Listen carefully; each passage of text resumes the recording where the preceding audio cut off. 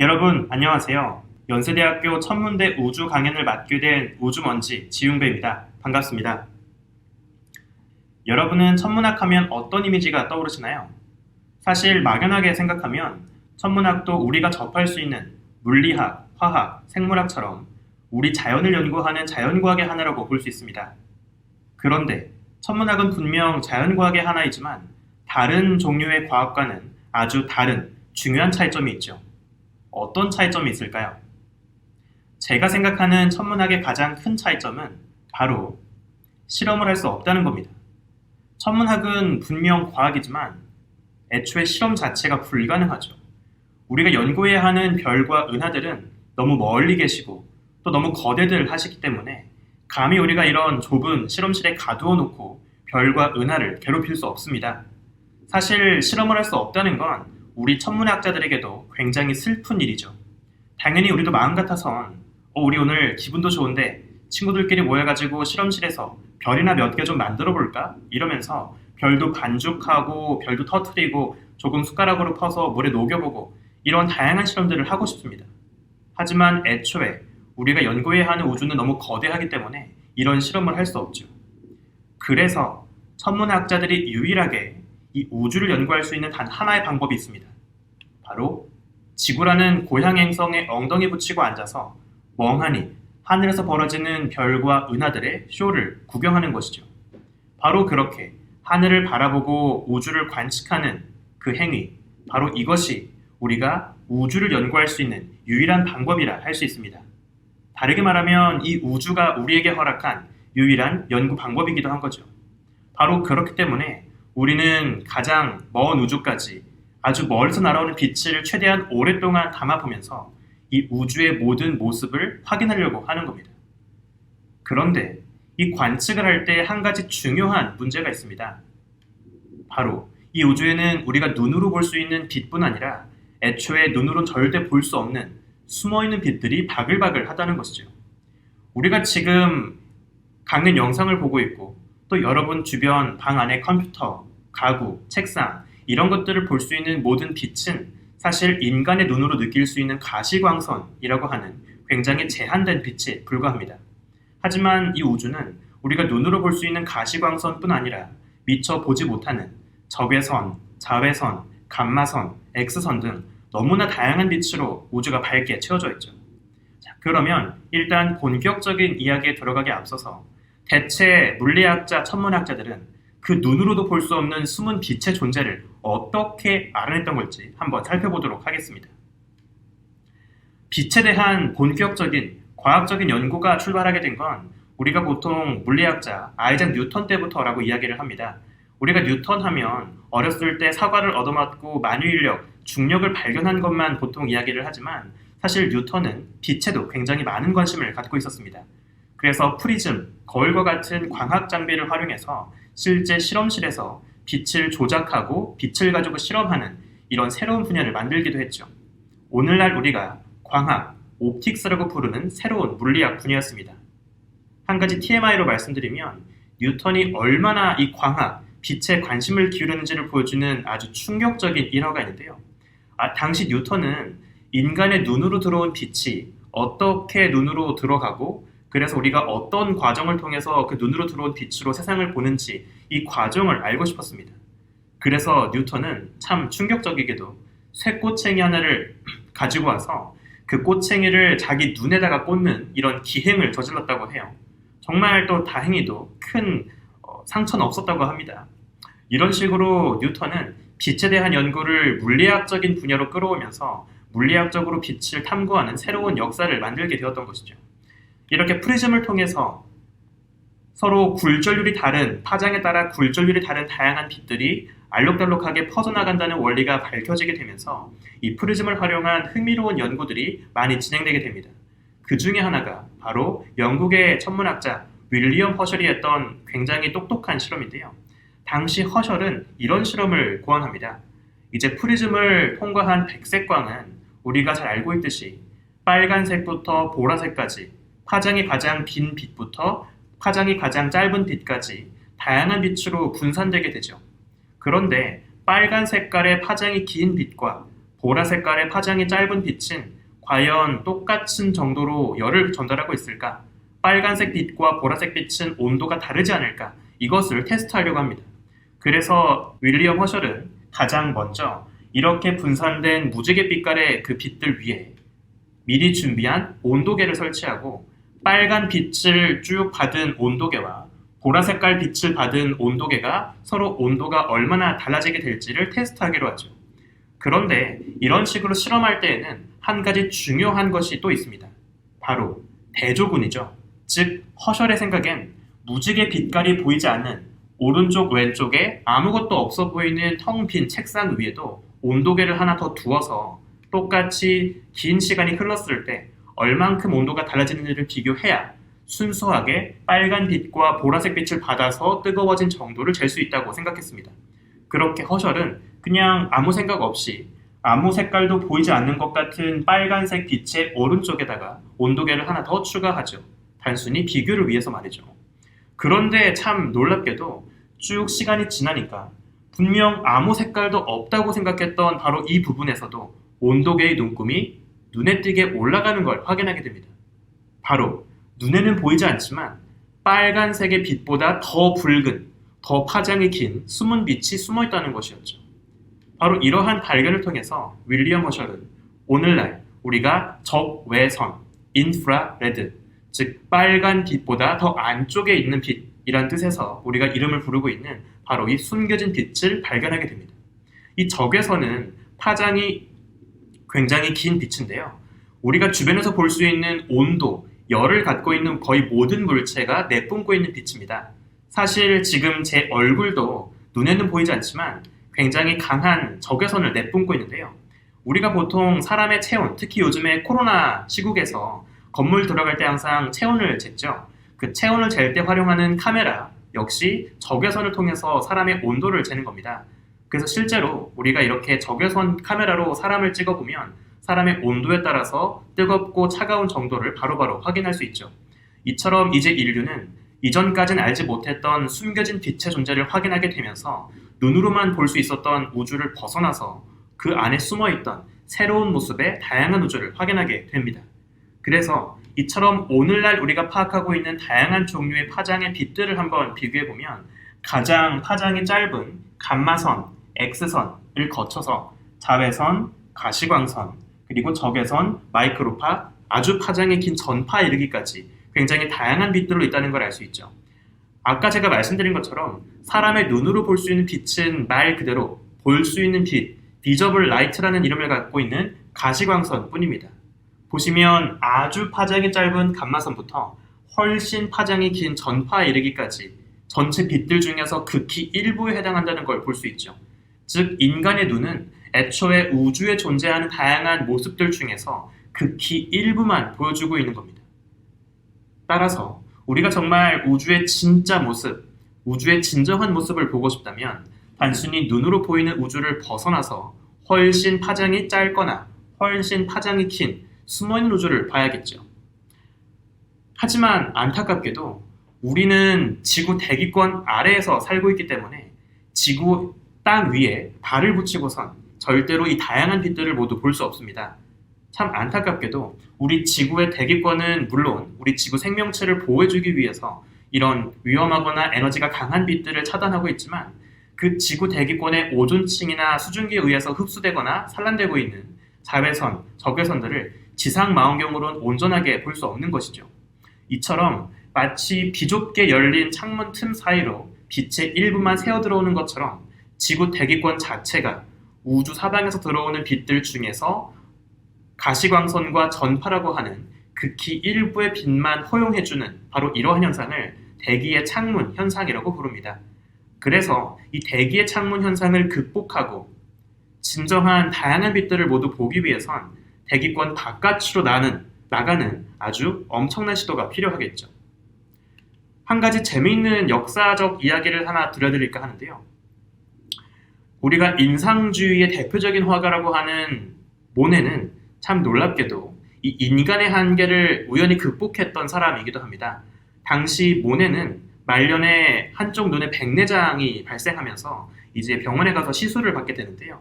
당시에 아직 부족했던 의료 기술 탓에 이제 의료 사고가 벌어지게 됩니다.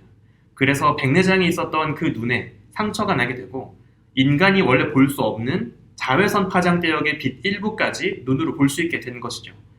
그 덕분에 이 사고가 있은 후부터 모네가 그린 그림들을 보면 이전과는 굉장히 다른 화풍을 그리고 있는 걸 확인할 수 있습니다. 훨씬 파장이 짧고 푸르스름한 자외선 빛을 보게 되면서 우리가 너무나 사랑하는 모네의 대표적인 인상주의 화풍, 이런 보랏빛의 푸르스름한 빛으로 가득한 오묘한 장면들을 그리게 되었던 것이죠. 그래서 당시 모네는 참 자기가 겪었던 이 의료사고를 또 재치있게 이제 재발견을 해서 똑같은 풍경을 그릴 때 다치지 않은 눈만 떠서 풍경을 그리고 다시 또 다음엔 다친 쪽의 눈만 떠서 풍경을 그리고 이런 식으로 똑같은 풍경을 다양한 파장으로 즐기면서 굉장히 다양한 빛이 퍼져나가 있는 풍경을 담게 됩니다. 이처럼 똑같은 성당의 모습도 빛이 들어오는 각도나 시간, 파장에 따라서 다르게 보일 수 있다는 것을 모네는 알고 있었던 것이죠. 사실 천문학도 똑같습니다. 이처럼 눈으로 볼 수 있는 가시광선 말고도 다양한 빛으로 우주를 봐야만 우주의 진가를 알 수 있기 때문이죠. 예를 들면 지금 이 사진은 우리가 맨눈으로 볼 수 있는 가시광선으로 찍은 우리 은하수의 모습인데요. 우리가 너무나 쉽게 볼 수 있는 길게 흐르는 익숙한 모습이죠. 하지만 눈으로 볼 수 없는 적외선 또는 전파, 자외선 이런 식으로 다양한 파장의 빛으로 은하수를 담게 되면 우리가 눈으로 봤던 것과는 너무나 다른 세계를 확인할 수 있습니다. 또 몇 가지 한번 예시를 보여드리면 지금 사진 속에는 그저 평범하게 동그랗게 별들이 모여있는 타원 은하가 하나 보일 겁니다. 그런데 이 눈으로 보는 모습에서 눈으로는 절대 볼 수 없는 전파 모습을 함께 찍어서 비교하게 되면 이 거대한 타원 은하 자체를 벗어나서 아주 먼 거대한 규모까지 강력하게 에너지를 토해내고 있는 중앙의 블랙홀의 활동 모습도 확인할 수 있죠. 또 하나 재밌는 사례를 하나 보여드리면 이번엔 별들이 아주 높은 밀도의 가스의 중심에서 계속 모이면서 새로운 별들이 탄생하고 있는 사진을 제가 보여드리고 있는데요. 안타깝게도 이처럼 높은 밀도로 가스가 바글바글 모여있는 현장은 그 높은 밀도 때문에 그 안에 숨어있는 내부를 보기가 굉장히 어렵습니다. 하지만 높은 밀도로 모여있는 가스 먼지를 꿰뚫고 그 안을 투시할 수 있는 아주 파장이 긴 적외선으로 촬영을 하게 되면 이 안에 숨어서 방금 태어나고 있는 굉장히 어린 별의 탄생 현장도 바로 확인할 수 있죠. 이처럼 우리가 예를 들어서 팔이 부러졌을 때 병원에 가서 육안으로만 진단하지 않죠. 눈으로는 볼 수 없지만 그 피부 안에 숨어있는 뼈를 보기 위해선 눈으로는 볼 수 없는 엑스레이 같은 파장으로 똑같이 촬영을 해야 합니다. 그래야만 정확한 진단을 내릴 수 있죠. 마찬가지로 천문학자들도 눈으로만 볼 수 있는 가시광선 말고 다양한 파장의 빛으로 똑같은 천체를 찍으면서 정확한 진단을 내리게 됩니다. 바로 이러한 관측을 천문학에선 뭐라고 하냐면 다양한 파장으로 관측한다라고 해서 다중 파장 관측, 멀티 웨이브랭스 옵저베이션이라고 부릅니다. 바로 이러한 아이디어를 통해서 최초로 본격적인 망원경을 땅 위에서 뜯어 올려서 우주 공간으로 띄우자는 제안을 하게 되는데요. 바로 그 역사적인 주인공이 나사의 천문학자였던 낸시 로먼입니다. 낸시 로먼은 바로 지구 대기권을 위를 돌고 있는 최초의 우주망원경을 제안하게 되었죠. 그렇게 그 역사적인 최초의 우주망원경, 우리가 너무나 잘 알고 있는 허블 망원경이 우주로 올라가게 됩니다. 당시 허블 망원경은 처음으로 본격적으로 지상에서 우주 공간으로 올라가서 우주를 보게 되는 최초의 망원경인 만큼 아주 정교한 광학 기술과 공학 기술이 집약되어서 제작이 되게 돼요. 지금 보여드리는 사진은 당시 허블 망원경에 들어가게 되었던 지름 2.4m 크기의 거울을 아주 매끈하게 깎아서 이것을 이제 테스트하고 있는 모습이라고 보시면 됩니다. 이렇게 정교하게 제작된 허블 우주망원경은 드디어 1990년 당시 우주 왕복선 디스커버리호에 실려서 우주로 올라가게 되죠. 잘 아시는 것처럼 이 허블 우주망원경의 이름 허블은 최초로 우리 은하 바깥 안드로메다 은하까지 거리를 재고 또 우리 우주가 팽창하고 있다는 관측적인 증거를 제시해 주었던 그 유명한 천문학자 에드윈 허블의 이름을 붙인 이름입니다.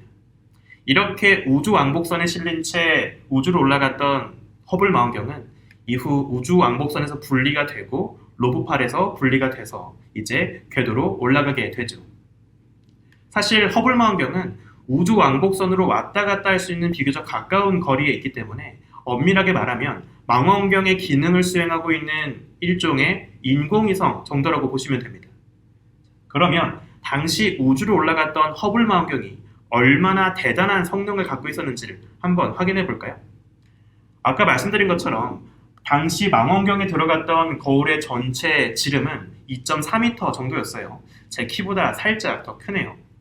그런데 이 거울이 얼마나 매끈하게 만들어졌는지를 한번 비교해 보기 위해서 제가 예를 들어서 당시 허블에 들어갔던 이 거울을 전체가 우리 지구만한 지름으로 커지게 한번 확대시켰다고 해보겠습니다. 그러면 놀랍게도 이 거울 표면에 있던 꾸불꾸불한 요철도 똑같은 비율로 증가하겠죠. 그런데 그 지구만큼 커진 허블 망원경의 거울 위에 표면 위에서 울퉁불퉁한 그 요철의 정도가 고작 15cm 이내밖에 안 될 겁니다. 그만큼 지구만큼 커진 거울의 요철이 고작 15cm밖에 안 될 만큼 정말 매끈하게 거울을 깎았던 것이죠. 그래서 당시 우주에 올라갔던 허블 망원경이 얼마나 멀리 있는 포인트까지 깨끗하게 구분할 수 있었는지를 한번 비교해보면, 예를 들어서 우리가 서울에서 허블 망원경과 똑같은 성능을 갖고 있는 망원경으로 딱 세운 다음에 뉴욕을 바라본다고 하면 서울에서 봤을 때 뉴욕의 위치에서 대략 3m 간격으로 떨어져 있는 두 점을 구분할 수 있을 만큼 굉장히 뛰어난 분해능도 갖고 있었습니다. 이처럼 정말 뛰어난 광학기술과 공학기술을 기대하면서 우주로 올라갔던 허블 망원경이었죠. 그런데 정작 우주에 올라가서 딱 눈을 뜨자마자 천문학자들을 아주 당황스럽게 하는 관측 결과를 보내왔습니다. 바로 이런 전혀 기대하지 않았던 아주 허접한 사진이었죠. 당연히 지상에 있는 기존의 망원경들보다 훨씬 선명한 모습일 거라 기대했던 허블의 첫 인증샷은 이처럼 펑퍼짐하게 뿌옇게 퍼져 있는 완전 초점이 다 나가버린 그런 이미지였습니다. 여기에 정말 슬픈 사연이 하나 있었죠. 참 애석하게도 처음에 디자인 설계가 될 때부터 잘못된 곡률로 만들어지는 바람에 우리가 기대했던 망원경의 성능을 모두 발휘할 수가 없었던 겁니다. 그래서 이후 천문학자들은 부랴부랴 우주인들을 우주로 띄어 올려서 우주 왕복선과 망원경을 도킹시킨 다음에 계속 망원경의 성능을 보완시키고 고치는 망원경 수리 미션들을 이어가게 되죠. 가장 큰 수리가 이제 어떤 거였냐면, 우리가 시력이 안 좋은 환자들이 안과에 가서 렌즈 삽입술을 하죠. 그러면 시력을 보정해주는 렌즈 덕분에 조금 더 좋은 시력으로 세상을 볼 수 있습니다. 마찬가지로 어긋난 초점과 망원경의 시력을 더 보완시켜주기 위해서 당시에 보완 렌즈를 더 추가해서 끼워주는 우주에서 펼쳐진 역사적인 렌즈 삽입술이었다고 볼 수 있습니다.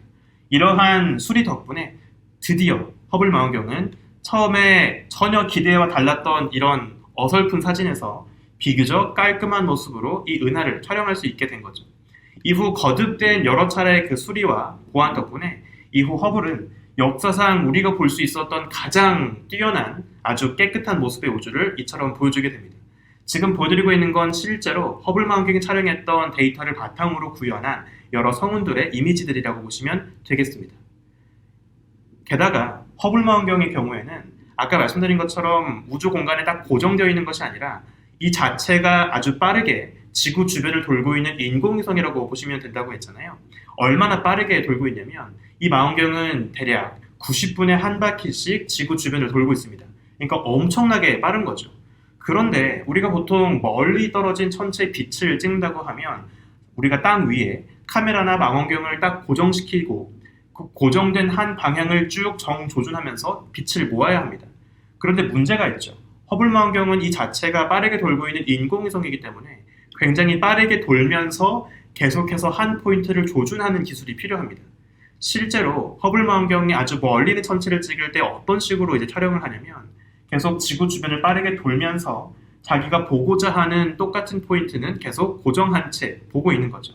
약간 비유를 하자면 제가 이렇게 자리를 바꾸면서도 계속 똑같은 포인트를 보고 있는 이런 느낌이라고 보시면 되겠습니다. 사실상 빠르게 달리는 기차 위에 탄 채 멀리 있는 포인트를 스나이퍼가 조준해서 계속 놓치지 않고 보고 있는 거라 볼 수 있는 거죠.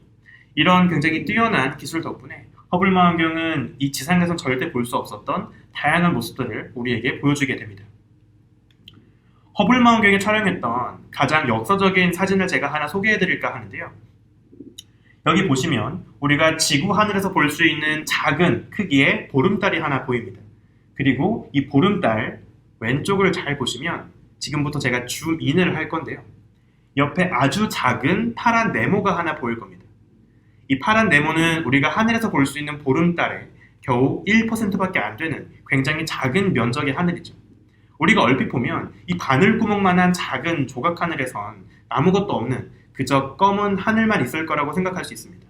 하지만 놀랍게도 대략 6개월간 꾸준히 지구 주변을 맴돌면서 총 100만 초 동안 빛을 모아봤더니 그 아무것도 없을 것 같은 작은 바늘구멍만한 하늘 속에서 이런 놀라운 은하들을 발견하게 된 것이죠. 이 작은 조각 하늘 안에만 숨어있는 은하가 만여 개 있었던 겁니다. 참고로 이 사진 속에 들어있는 각각의 밝은 포인트 하나하나는 모두 별이 아닙니다. 모두 각각의 별들이 수천억 개씩은 모여있는 별개의 은하들인 거죠. 이처럼 이 작은 하늘 안에만 만여 개에 해당하는 은하들이 숨어있다면 정말 이 우주의 하늘 전체에는 얼마나 많은 세계가 숨어있다는 걸까요? 이처럼 허블 망원경은 우리가 이전까진 절대 보지 못했던 숨어있는 새로운 세계들을 보여주게 됩니다. 허블이 발견했던 또 다른 흥미로운 천체를 하나 보여드릴게요. 자, 여기 우리에게 익숙한 국자 모양의 북두칠성이 있습니다. 이 북두칠성 부근의 하늘을 쭉 바라본 허블 망원경은 이쪽 하늘에 숨어있던 정말 흥미로운 천체를 하나 발견하게 되는데요. 허블 망원경은 계속해서 더 먼 우주에서 날아오는 빛을 쭉 꾸준히 모은 결과 무려 130억 년 전에 초창기에 우주에 존재했던 태초의 은하 이미지를 하나 포착하게 됩니다. 여기 쭉 줌인을 해서 들어가 보시면 오늘날 우리가 GN, G11이라는 이름으로 부르고 있는 거의 우주 1세대쯤 해당하는 이 은하 이미지를 볼 수 있죠. 물론 워낙에 거리가 멀기 때문에 지금의 허블의 기술로는 아주 디테일한 구조를 예쁘게 찍을 수는 없습니다. 그래서 화질이 좋진 못하죠. 하지만 그렇다 하더라도 우리가 볼 수 있는 관측 가능한 우주의 거의 끝자락에 놓여있는 아주 먼 은하를 이렇게 촬영할 수 있게 된 것이죠. 이처럼 천문학에선 관측에서 우리가 확인할 수 있는 굉장히 중요한 포인트가 있습니다. 결국에 우주에서 가장 빠르다고 하는 빛조차도 어쨌든 유한한 속도를 갖고 있죠. 그렇기 때문에 아무리 빛이 빠르다 한들 더 거대한 우주의 입장에선 빛도 하염없이 느린 존재가 될 수 있습니다.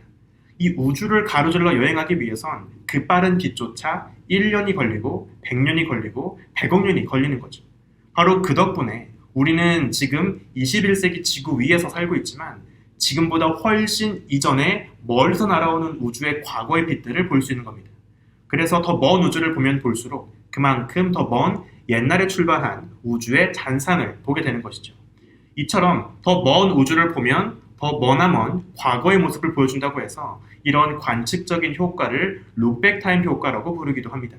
바로 이러한 기술을 통해서 오늘날 인류는 지금 지구 주변에 비교적 가까운 최근의 과거의 우주부터 훨씬 먼 거리에 떨어진 빅뱅 직후, 우주가 만들어진 직후의 모습까지 어떤 식으로 우주가 모습을 바꾸어 왔는지, 모습이 변해왔는지 우주의 진화 과정을 볼 수 있는 거죠. 마치 우리가 애니메이션 필름 보면서 시간에 따라서 우주가 어떻게 바뀌었는지를 볼 수 있는 거라고 볼 수 있습니다.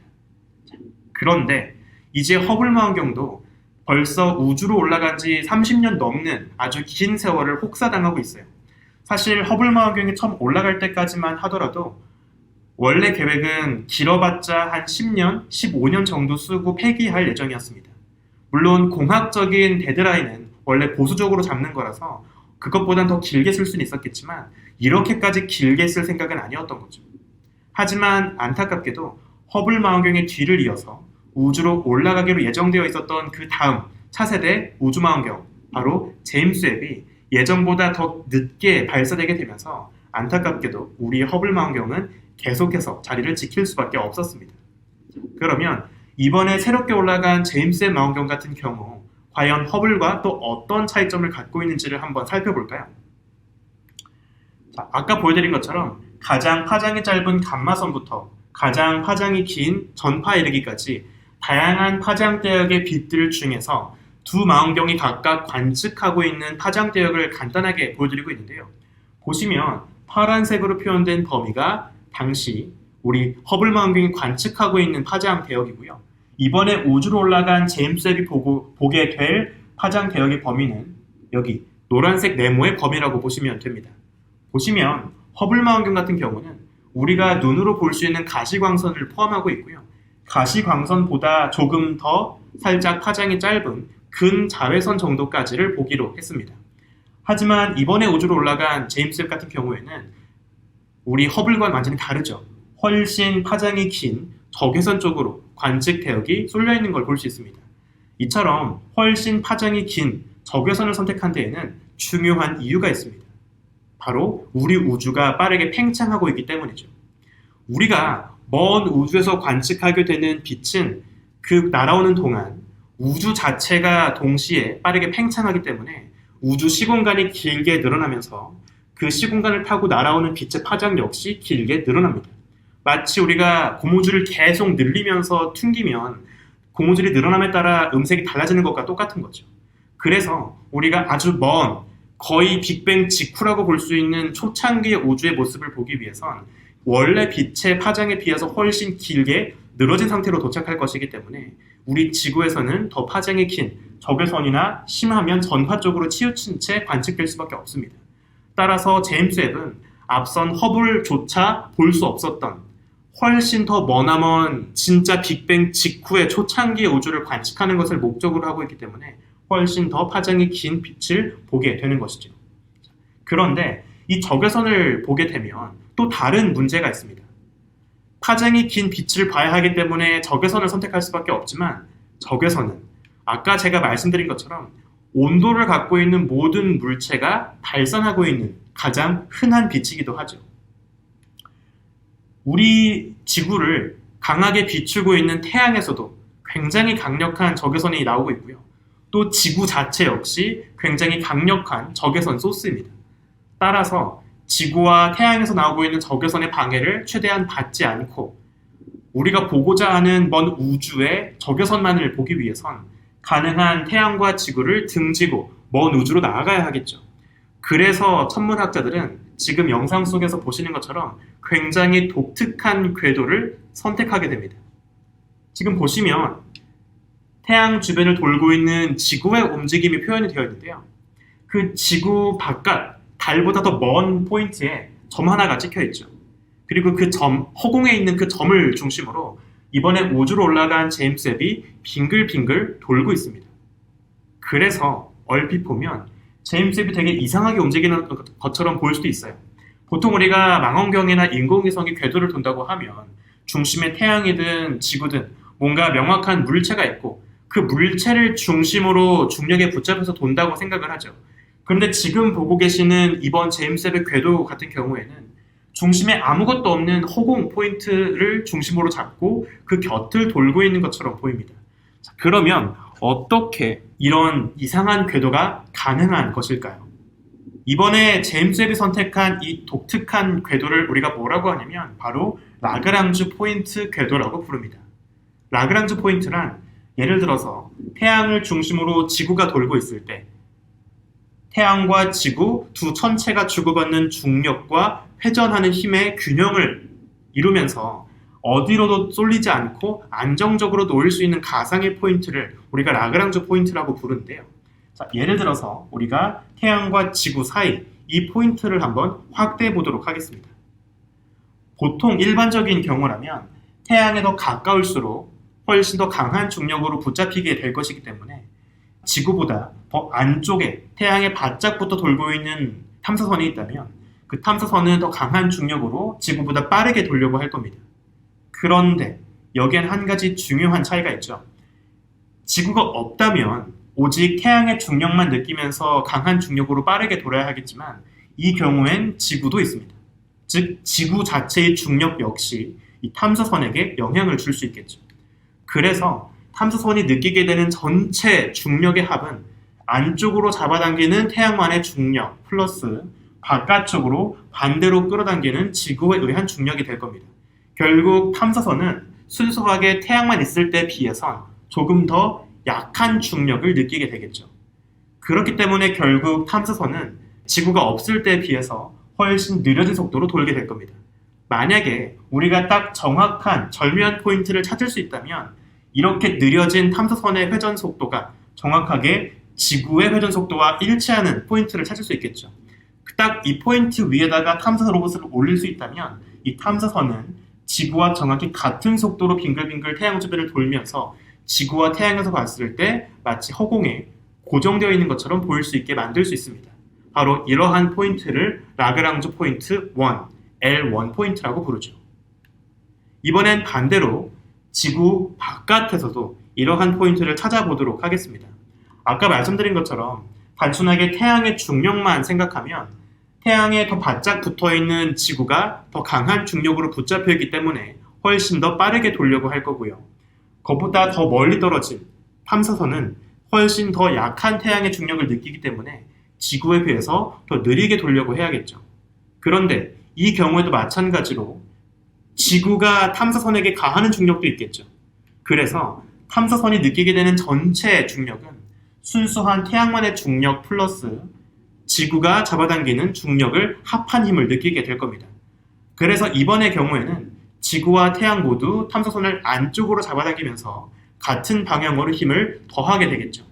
그래서 이번엔 탐사선이 더 강한 중력을 느끼게 되고 실제보다 더 빠르게 움직일 수 있게 될 겁니다. 아까 마찬가지로 딱 절묘한 포인트를 찾을 수 있다면 이렇게 빨라진 탐사선의 회전 속도가 정확하게 우리 지구의 속도와 일치하는 포인트를 찾을 수 있겠죠. 만약에 그 포인트 위에다가 탐사선을 띄워 올릴 수 있다면 이번의 경우엔 태양과 지구 바깥 먼 쪽에서도 지구와 함께 같은 공간에 고정된 채 같이 돌고 있는 포인트를 만들 수 있을 겁니다. 이러한 포인트를 우리가 라그랑주 포인트 2, L2 포인트라고 부르죠. 이처럼 중심에 놓인 태양, 그 곁을 돌고 있는 지구, 두 개의 육중한 천체의 중력과 회전하는 힘의 합력 덕분에 딱 균형을 이루어서 지구와 똑같은 속도로 태양 곁을 돌 수 있는 가상의 포인트를 총 5개 찾을 수 있습니다. 여기 그림을 보시는 것처럼 방금 소개해드린 태양과 지구 사이의 L1 포인트, 또 지구보다 멀리 떨어진 L2 포인트, 그리고 지구의 정반대편에 놓여있는 L3 포인트, 마지막으로 태양과 지구를 한 변으로 하는 정삼각형을 그렸을 때 궤도 위에서 함께 만나는 L4와 L5 포인트, 총 5가지의 포인트를 찾을 수 있죠. 특히 이렇게 지구와 같은 속도로 함께 태양 곁을 돌 수 있다는 장점 덕분에 이 5가지의 라그랑주 포인트는 지금까지도 다양한 먼 우주를 탐사하는 탐사 로봇들이 즐겨 찾는 곳이기도 합니다. 실제로 어떤 식으로 활용되고 있는지를 한번 살펴보면 L1 포인트 같은 경우에는 태양과 지구의 딱 중앙에 놓여서 그 사이에서 지구와 태양을 계속 모니터링할 수 있는 좋은 장점이 있죠. 그래서 우리 지구를 쭉 바라보거나 반대로 태양만을 모니터링하는 지구 감시 위성이나 태양 관측 위성들이 우주로 올라가는 장소입니다. 반대로 L2 포인트 같은 경우에는 태양과 지구도 다 등지고 훨씬 먼 우주를 볼 수 있는 좋은 장점이 있죠. 그래서 이번에 우주로 올라간 제임스 웹을 포함해서 훨씬 먼 심우주를 관측하는 우주망원경들이 즐겨 찾는 곳입니다. 그리고 L4와 L5 같은 경우에도 지구의 시야를 가리지 않고 계속 태양을 정확하게 모니터링할 수 있는 좋은 장점이 있기 때문에 태양 활동을 관측하는 태양 망원경들이 우주로 올라가는 곳이죠. 재밌게도 L3 포인트 같은 경우에는 아직까지 한 번도 탐사선이 가본 적이 없습니다. 왜냐하면 다른 L1이나 L2, L4, L5에 비해서 지구 정반대편으로 가야 하기 때문에 훨씬 멀고 어렵죠. 그래서 아직까지는 그 어떤 탐사 로봇도 가지 못한 미개척제라고 보시면 되겠습니다. 그래서 실제 라그랑주 포인트에 활동하고 있는 앞선 선배 탐사선들을 잠깐 살펴보도록 할 텐데요. 아까 방금 소개해드린 것처럼 L1 포인트 같은 경우에는 지구와 태양 사이에 놓인 채 지구나 태양만을 볼 수 있는 좋은 장점이 있기 때문에 이처럼 허공에서 정의되는 L1 포인트를 중심으로 그 곁을 빙글빙글 돌면서 태양과 지구를 찍고 있는 이런 탐사 위성들을 확인할 수 있습니다. 최근에 개봉했던 우리나라 국내 SF 우주영화 중에 승리호라는 작품이 있었죠. 그 승리호라는 영화에서도 굉장히 재밌게 이 라그랑주 포인트를 활용하고 있는데요. 방금 소개해드린 것처럼 라그랑주 포인트는 지구와 태양 두 천체의 중력과 회전하는 힘의 균형 덕분에 그 딱 한 포인트에 고정된 채 지구와 같이 무언가를 돌 수 있게 할 수 있는 포인트라고 했습니다. 그런 라그랑주 포인트의 성질을 활용해서 영화 속에선 먼 미래 인류가 만든 우주 쓰레기들을 매립해서 한 곳에 짱 박아두는 그런 포인트로 활용하기도 하더라고요. 그래서 굉장히 재미있는 그런 상상력이라고 생각이 들기도 했습니다.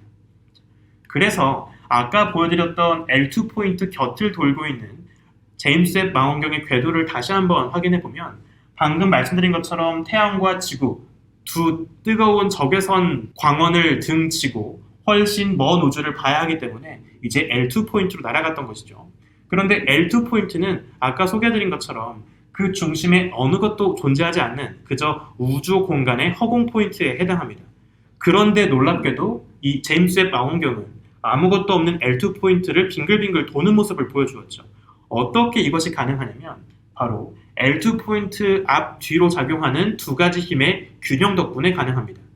L2 포인트를 기준으로 보았을 때 안쪽을 보면 태양과 지구가 제임스 웹을 끌어당기는 중력이 있죠. 반대로 그 바깥을 생각해 보면 빙글빙글 돌면서 크게는 태양 주변을 돌면서 궤도 바깥으로 작용하는 가상의 힘, 원심력이 있을 거고요.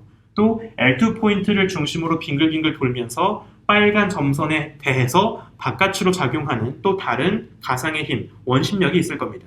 이처럼 L2 포인트를 기준으로 안쪽으로 작용하는 힘과 바깥쪽으로 작용하는 힘, 두 가지 힘이 균형을 유지하기 때문에 그 어느 쪽으로도 쏠리지 않고 허공에서도 빙글빙글 돌 수 있는 것이죠. 예를 들어서 우리가 연 날리기를 할 때를 한번 생각해 볼게요. 연을 날릴 때에도 잘 보시면 높이 날아간 연이 빙글빙글 바람 따라 돌면서 움직이는 모습을 만들 수가 있습니다. 그때를 한번 생각해 보시면 연에게 작용하는 힘도 크게 두 가지가 있죠. 하나는 땅에서 연을 붙잡고 있는 팽팽한 줄에 장력이 있고요. 반대로 바람에 의해 밀려면서 연이 날아가려고 하는 힘이 있습니다. 그런데 바깥쪽으로 연을 날려보내려고 하는 바람의 힘과 안쪽으로 연을 잡아당기고 있는 줄의 장력이 함께 균형을 유지하고 있기 때문에 그 와중에서 연이 빙글빙글 돌면서 움직임을 보여줄 수가 있는 것이죠. 마찬가지로 이 그림 위에서 비유를 해본다면 이 연 자체를 제임스 웹이라고 했을 때 제임스 웹 망원경 안쪽으로 잡아당기고 있는 태양과 지구의 중력이 있는 것이고 바깥쪽으로 작용하는 가상의 힘, 원심력이 있는 겁니다. 그래서 두 가지 힘이 균형을 이루고 있으니까 계속 허공의 포인트를 중심으로 빙글빙글 돌 수 있는 것이죠. 실제로 사실 많은 분들이 이번에 제임스 웹이 처음으로 L2 포인트에 날아간 최초의 망원경이라고들 생각을 하시지만 사실 그렇진 않습니다. 제임스 웹 이전에도 바로 L2 포인트, 허공 포인트 주변을 빙글빙글 도는 이러한 궤도를 오랫동안 사용해 오고 있는데요. 대표적으로 몇 가지를 한번 보여드리면 앞서 우주 전역에 미세하게 깔려있는 빅뱅의 잔열, 우주 배경 복사를 촬영하기 위해서 우주로 올라갔던 WMAP 우주망원경도 이처럼 태양과 지구에서 더 바깥으로 나가 있는 허공의 L2 포인트를 중심으로 빙글빙글 도는 궤도를 택했습니다. 또 최근에 이 지구 바깥으로 날아가서 아주 멀리 떨어진 우리 은하 속에 다양한 별들의 공간 분포 지도를 그리고 있는 가이아라고 하는 위성이 있는데요. 이 가이아라고 하는 위성 역시 이번 제임스 웹과 마찬가지로 L2 포인트로 가서 이 허공의 포인트를 중심으로 빙글빙글 돌고 있는 궤도를 택했죠. 이처럼 L2 포인트라는 허공의 한 점을 중심으로 빙글빙글 돌고 있는 이러한 궤도를 우리가 헤일로 궤도라고 부르기도 합니다. 결국 제임스 웹은 이 L2 포인트까지 날아가서 지구와 태양을 등진 채 우주에 깔려있는 그 먼 우주의 미세한 적외선 빛을 감지하고 있는 역사적인 우주망원경이라고 할 수 있죠. 특히 제임스 웹 같은 경우에는 이번에 우주로 올라갔던 허블에 비해서 훨씬 더 먼 우주를 관측하려고 하죠. 그렇기 때문에 앞선 허블보다 더 커다란 크기의 눈동자가 필요했습니다. 그래서 보시는 것처럼 허블 때는 그저 작은 하나의 둥근 단일경으로만 만들었지만 이번 제임스 웹 같은 경우에는 더 큰 크기의 단일경을 만들 수가 없었기 때문에 보시는 것처럼 벌집의 형태로 육각형 모양의 거울을 쭉 모아서 하나의 커다란 거울을 완성하는 식으로 구성을 하게 되죠. 이건 굉장히 어려운 기술을 요하게 됩니다.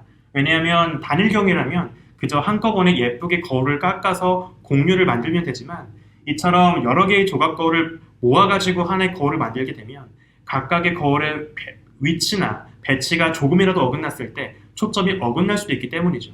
그래서 우주 공간에 올라가서 접어놓았던 거울을 펼치고 하나의 거울을 완성하는 이런 방식의 어려운 기술을 택했던 겁니다.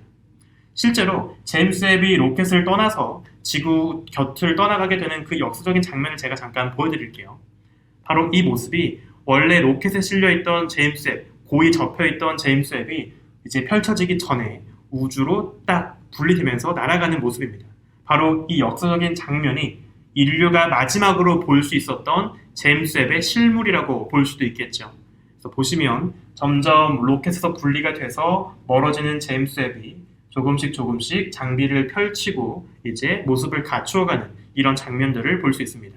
총 2개월에 걸쳐서 제임스 웹은 접어놓았던 태양빛 가림막도 펼치게 되고요. 그리고 아까 보신 것처럼 고이 접혀있던 금빛의 거울들도 하나하나 펼치면서 전체 광학 장비들을 세팅을 하게 됩니다. 실제 제임스 웹이 어떤 식으로 거울들을 맞추어서 초점을 맞추고 있는지를 한번 보시면 영상 속에 표현되어 있듯이 원래는 아직 초점이 잘 정렬되지 않았기 때문에 조금씩 어긋나 있습니다. 하지만 이 제임스 웹의 각각의 육각형 조각 거울들은 총 7가지의 자유도를 가지고 움직일 수 있는데요. 먼저 X축, Y축, Z축으로도 움직이고요. 그 다음에 돌릴 수도 있고, 그 다음에 위아래로 돌리거나 오른쪽 왼쪽으로 돌리거나, 그리고 망원경 거울 뒤에 있는 액추에이터라고 하는 움직이는 장치를 활용해서 망원경 거울을 쭉 잡아당기면 곡률까지 조절할 수 있습니다. 이처럼 총 7가지의 자유도로 조정 가능한 이 거울들을 하나하나 컨트롤하면서 각각의 거울들이 서로 어긋나 있던 초점들을 한데 모으게 되죠. 그 덕분에 어떤 똑같은 별을 찍었을 때 초점이 어긋나 있었을 때는 그 똑같은 하나의 별의 이미지가 중구난방으로 이곳저곳에 찍히지만 이처럼 초점을 맞추는 작업을 통해서 그 하나의 별의 이미지가 올바르게 전체 거울의 정중앙 초점 포인트에 찍힐 수 있도록 조정을 하게 됩니다. 그리고 우리가 이론적으로 예상하고 있는 포인트 소스, 점 광원 별의 별빛의 이미지가 완성될 수 있게 각각의 거울의 곡률들도 모두 맞추게 되죠. 바로 이처럼 최종적으로 하나의 매끈한 전체 거울이 완성된 제임스 웹으로 우주를 찍었더니 놀랍게도 이런 모습을 담게 됩니다. 보시면 지금 중앙에 굉장히 밝게 빛나고 있는 별이 하나 보이죠? 바로 이것을 타겟으로 삼아서 당시 천문학자들은 이 별의 이미지가 온전하게 찍힐 수 있게 이제 조정을 했던 것이죠. 참고로 이 밝게 빛나는 별 양옆 위아래로 8개의 가닥으로 뻗어나가는 회절상을 볼 수 있습니다. 자세히 보시면 이렇게 총 6가닥의 기다란 회절상이 있고요. 그리고 오른쪽과 왼쪽으로 미세하게 뻗어나가는 회절상이 또 있죠. 이 회절상은 사실 제임스 웹 망원경 자체가 가질 수밖에 없는 한계이기도 합니다. 왜냐하면 망원경의 거울의 모양이 아까 보신 것처럼 원형이 아니라 육각형이기 때문에 육각형 모양으로 빛을 받게 되면 생기게 되는 일종의 회절상인 거죠. 안타깝게도 이번 제임스 웹의 경우에는 허블대처럼 단일경이 아니라 접어놓았던 거울을 펼치는 방식을 선택했기 때문에 접었던 거울을 모두 펼쳤을 때 각 조각 거울들 사이에 틈이 만들어지지 않도록 하기 위해서 벌집처럼 육각형 모양을 선택한 겁니다. 그래서 이러한 회절상은 어쩔 수 없는 선택이라고 볼 수 있겠죠. 자, 그런데 사실 많은 분들이 이 제임스 웹의 역사적인 인증샷을 딱 보자마자 이 눈을 사로잡는 가운데 찍힌 밝은 별에만 주목하지만 저는 진짜 사진의 주인공이 이 별이 아니라고 생각합니다. 이 별이 아니라 주변에 흐릿하게 찍혀있는 이런 얼룩들 보이시나요? 놀랍게도 이 사진 속에 담겨있는 이 희미한 얼룩 하나하나는 제임스 웹이 찍은 먼 은하의 모습입니다. 바로 허블이 찍었던 그 바늘구멍 같은 작은 하늘에서 포착했던 배경 은하와 똑같은 천체들인 거죠. 더욱 놀라운 것은 당시 허블 망원경의 경우 그 머나먼 우주에 놓인 은하의 이미지를 포착하기 위해서 총 6개월 동안 틈틈이 빛을 모아서 대략 100만 초 정도 빛을 노출해가지고 그 모습을 찍었거든요. 그런데 이번 제임스 웹의 경우에는 그저 테스트를 하기 위해서 성능을 점검하기 위해서 대략 2100초 정도 빛을 모았죠. 훨씬 짧은 시간 동안 빛을 모았는데도 불구하고 앞서 허블 선배가 찍었던 것과 비슷한 배경 은하들을 이렇게 포착한 겁니다. 앞서 허블 선배가 했던 것처럼 아무것도 없어 보이는 까만 작은 하늘을 쭉 정조준해서 그 먼 우주의 빛을 담게 된다면 정말 얼마나 많은 은하들과 새로운 우주를 보여주게 될지 기대해 볼 수 있는 포인트라 할 수 있겠죠. 바로 지금 보시는 이 장면이 제임스 웹이 모든 세팅을 마무리한 전체 광학 장비로 찍은 모든 하늘의 모습입니다. 참고로 지금 이 사진 속에 담긴 방향의 하늘은 우리 은하에서 가장 가까운 이웃, 작은 꼬마 은하 중에 하나인 마젤란 은하를 촬영한 겁니다. 이처럼 우리 은하도 아닌 인근의 다른 은하의 모습을 촬영했더니 그 안에 살고 있는 별들을 이렇게나 세밀하게 볼 수 있다는 거죠. 이처럼 제임스 웹은 우리가 이전까지 보지 못했던 새로운 모습을 보여줄 것이라 기대할 수 있습니다. 특히 제임스 웹이 얼마나 이전의 망원경에 비해서 성능이 더 뛰어난지를 보여드리고자 한 가지 재밌는 사진을 준비해봤는데요. 지금 왼쪽에 있는 것은 제임스 웹과 똑같이 적외선으로 우주를 관측했던 앞선 적외선 망원경, 스피처 망원경으로 찍은 장면이고요. 오른쪽이 이번에 세팅을 모두 마무리하고 똑같은 방향의 하늘을 제임스 웹으로 찍은 사진을 비교하고 있는 겁니다. 보시면 똑같은 적외선 파장대역으로 보고 있는데 스피처 선배에 비해서 월등하게 선명한 방식으로 똑같은 하늘을 찍고 있다는 것을 확인할 수 있죠. 위에 있는 건 실제 허블 망원경으로 촬영했던 한 은하의 모습이고요. 아래쪽에 있는 건 똑같은 은하를 제임스 웹으로 찍었다고 했을 때 어떤 식으로 보이게 될지를 비교한 사진이라고 보시면 되겠습니다. 보시면 허블에 비해서 훨씬 더 선명하게 이 작은 은하의 모습, 예를 들면 은하를 구성하고 있는 나선팔이라거나 그 은하 속에서 태어나고 있는 높은 밀도의 성단이라거나 이런 포인트들을 우리가 세밀하게 확인할 수가 있겠죠. 이처럼 기존의 허블 망원경만 가지고는 거리가 훨씬 멀리 떨어진 초기 우주의 은하들에 대해선 디테일한 모양의 분류라던가 어떤 모양에 따른 은하의 차이라던가 이런 것들을 연구하기가 어려웠겠지만 이런 식으로 더 디테일한 세밀한 구조를 볼 수 있는 제임스 웹을 활용한다면 이제 태초의 우주부터 지금에 이르기까지 은하들이 어떤 식으로 디테일하게 구조가 바뀌어 왔고 구조에 따라서 은하의 진화 역사가 어떻게 달라져 왔는지 이런 것들을 연구할 수 있을 겁니다. 그러면 아까 제가 말씀드린 것처럼 만약 정말 제임스 웹도 허블 선배처럼 작은 조각 하늘을 오랫동안 각을 잡고 바라보게 된다면 어떤 식의 하늘을 볼 수 있을지를 보여드릴게요. 지금 보고 계신 장면은 실제로 관측한 사진은 아니고 이제 시뮬레이션을 통해서 제임스 웹으로 딥필드를 찍었을 때 어떤 하늘을 보게 될지를 보여드리고 있는 겁니다. 보시면 아까 잠깐 비교했던 앞선 허블 선배가 찍었던 사진에 비해서 훨씬 디테일한 모습들을 굉장히 방대하게 볼 수 있다는 걸 확인할 수 있죠. 이처럼 드디어 우리는 이 제임스 웹의 대활약을 통해서 최초로 우주에서 은하와 별이라고 하는 것이 탄생했던 순간, 처음으로 1세대 별들이 우주에 탄생하고 그 격렬했던 1세대 별들의 폭발 덕분에 우주가 한 차례 통째로 이온화돼버리고 다시 우주의 역사가 출발하게 되었던, 우주의 암흑기가 끝나고 우주에 최초로 별과 은하가 탄생하게 되었던, 우리가 제2온화 시기라고 부르고 있는 그 순간의 모습을 확인할 수 있게 될 거라 기대하고 있습니다. 바로 이러한 우주 끝자락을 바라보고자 하는 도전을 통해서 우리는 드디어 명백한 관측적 증거들을 눈앞에 두고 빅뱅 직후부터 오늘날에 이르기까지 우주가 어떤 식으로 변해왔는지를 확인할 수 있겠죠. 비록 우리가 무슨 수를 쓰더라도 빅뱅 이전, 애초에 정의되지 않는 그러한 순간에 대해서는 관측할 수 없겠지만 그렇다 하더라도 우리는 관측이 허락하는, 이 우주가 우리에게 허락한 유일한 연구 방법, 관측이 허락하는 우주에 한해서 우주가 탄생하고 나서부터 어떻게 모습이 바뀌어왔는지, 우주의 진화, 그리고 빅뱅의 순간에 다다르기 위한 이런 노력들을 해나가고 있는 겁니다. 그래서 아쉽게도 이제 조만간 대략 2030년경이 되면 그동안 너무나 혹사를 당하면서 수고해준 우리 허블 선배는 결국 지구 대기권으로 추락하면서 이제 별똥별이 되어서 미션을 마무리하게 될 겁니다.